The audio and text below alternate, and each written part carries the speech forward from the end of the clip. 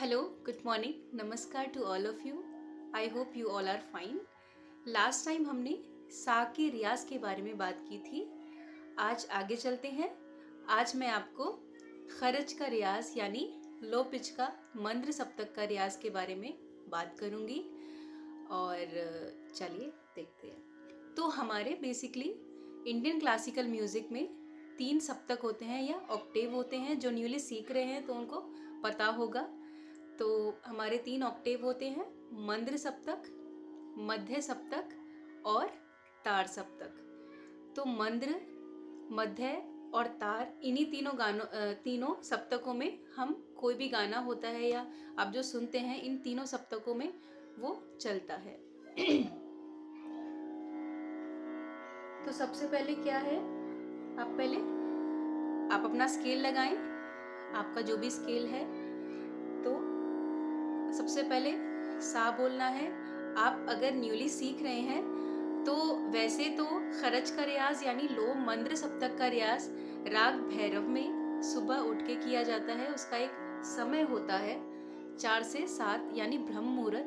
ब्रह्म मुहूर्त में इस रियाज को करना सबसे अच्छा माना जाता है, क्योंकि जब हम सोकर उठते हैं उस टाइम हमारा गला एकदम रिलैक्स होता है. इवन हमारे माइंड में कोई थॉट्स नहीं होता और शांति होती है चारों तरफ.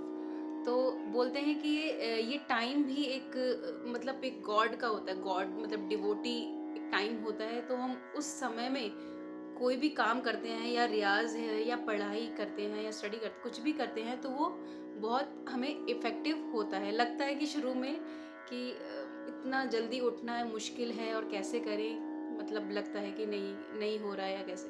तो आप अपना अगर आप 7 बजे उठते हैं या 6 बजे उठते हैं, जिस भी टाइम पे आप उठते हैं, आप थोड़ा सा अपने आप को आधे घंटे पहले आप कोशिश करें कि आप उठें और थोड़ा सा अपने आप को चेंज करने की ज़रूरत है.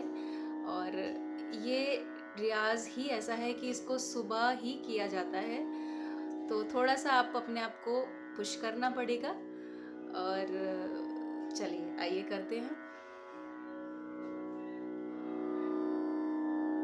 सबसे पहले मॉर्निंग में आप उठेंगे और कोशिश करिए थोड़ा सा आपका गला नहीं चल रहा है तो आप लुकी वार्म वाटर ले सकते हैं. ज़्यादा गर्म पानी नहीं पीना. और आप बैठें, अपनी शांति वाली जगह बैठें और तानपुरा ऑन करें, या अभी आप कंफर्टेबल नहीं है तानपुरे के साथ तो आप अपना हारमोनियम लेके भी बैठ सकते हैं. तो सबसे पहले सुबह उठते ही, सुबह आप सा नहीं बोले, ओम का रियाज करें.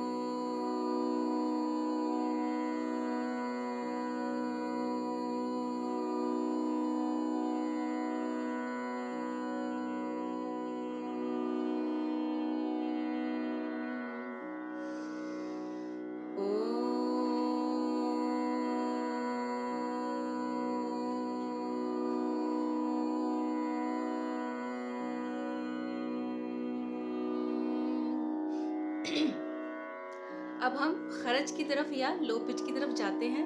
तो मैं आज आपको शुद्ध स्वरों में खरज बताऊंगी, क्योंकि शुरू में भैरव राग को गाना थोड़ा मुश्किल होता है. जो बिगनर्स हैं उनके लिए मुश्किल होता है. तो आप शुरू करें शुद्ध स्वरों से. तो ये आपको थोड़ा हेल्प करेगा कि आपको लगता है कि पता नहीं सुर लग रहा है नहीं लग रहा है, तो थोड़ा शुद्ध स्वरों को गाना थोड़ा इजी होता है. तो आप शुद्ध स्वरों को करें. तो जैसे ही आपने सा लगाया, सा, अब एक एक स्वर नीचे की तरफ जाएंगे. सा, नी.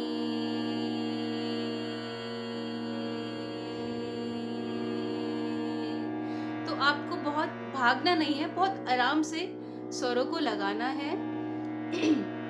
सा,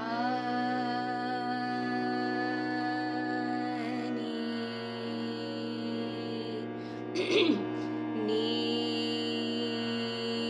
धा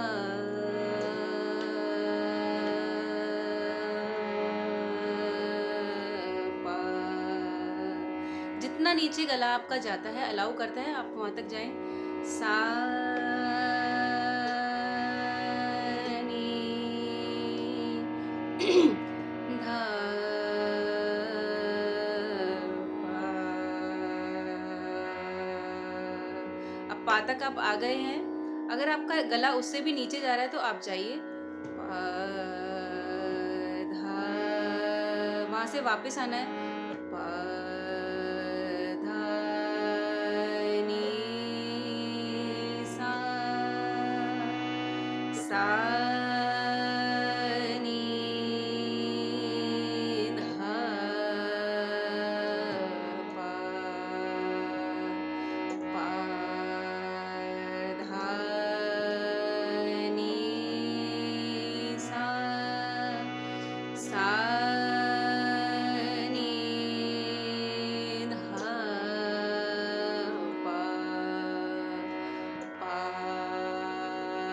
धा नी सा। अब इसी को रिपीट करके आप अभी स्वरों में बोला, अब इसको आकार में बोलेंगे। आ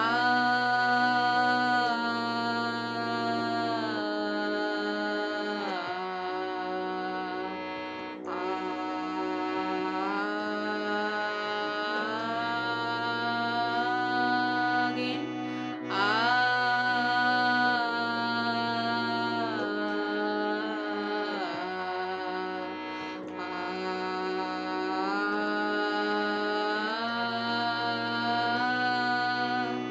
सा नी धा पा पा धा नी सा। अब ये तो हुआ शुद्ध स्वरों में।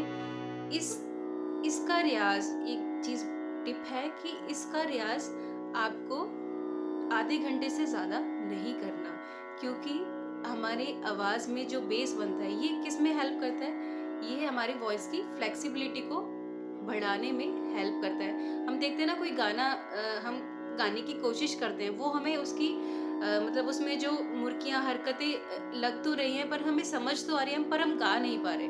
तो उसका रीज़न यही है कि हमारी वॉइस में फ्लेक्सिबिलिटी नहीं है, इस वजह से हम उसको नहीं गा पा रहे हैं। और दूसरा, ये हमारे वॉइस में डेप्थ, मतलब एक वॉइस में जो हैवीनेस चाहिए होती है कि कोई सुनता है तो गूंज एक आवाज़ में होती है ना, कि उसकी आवाज़ में गूंज है और एक बेस है, तो वो दैट इज़ बिकॉज ऑफ खरच के रियाज, मतलब एक उसकी आवाज़ में बेस है।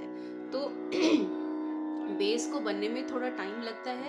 आपको ये रियाज कंटिन्यू बेसिस पे करना पड़ेगा। इवन 1 ईयर भी आप इस रियाज को करेंगे तो आप देखेंगे आपकी वॉइस में बहुत चेंज आ गई। ऐसे बोलते हैं कि अगर आप मॉर्निंग को छोड़ के इवनिंग में या दिन में किसी भी टाइम आप रियाज करते हैं तो वो इतना उसका 70% और इसका ये अगर 30% अगर आप आधे घंटे आप इसको करते हैं तो वो उसके इक्वल होता है। मतलब ये इतना इफ़ेक्टिव होता है कि आपकी वॉइस को एकदम से चेंज कर देगा। सच में बून है ये, और आपको ये करना पड़ेगा। अगर आप वाकई में ही अगर म्यूज़िक के लिए सीरियस हैं तो you will have to get up. आप उठिए और आप देखेंगे कि आपकी वॉइस में चेंज आ रहा है। ये आपको एवरी मॉर्निंग करना है और वाकई में आपकी वॉइस में चेंज आएगा। अब देखते हैं कि जो भैरव राग करते हैं या भैरव राग जानते हैं, स्टार्टिंग में सीख रहे हैं, थोड़ा बहुत उन्होंने सीखा है, तो भैरव राग में हमारा रे और धा स्वर कोमल होता है या विकृत होता है। तो हम मॉर्निंग में भैरव के स्वरों को लेते हैं तो उससे हमारी वॉइस में ज़्यादा एक डेप्थ आती है, क्योंकि वो उस टाइम का राग भी है। जो भैरव राग है वो मॉर्निंग के टाइम का है, ब्रह्म मुहूर्त का है। तो आइए देखते हैं।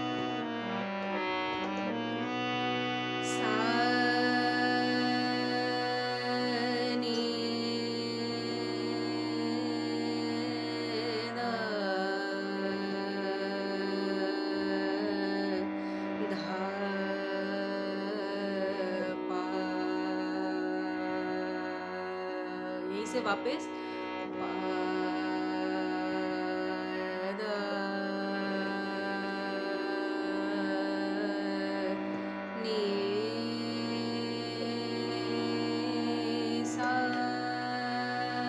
again sa ni da pa pa da ni sa। अब इसी को आकार में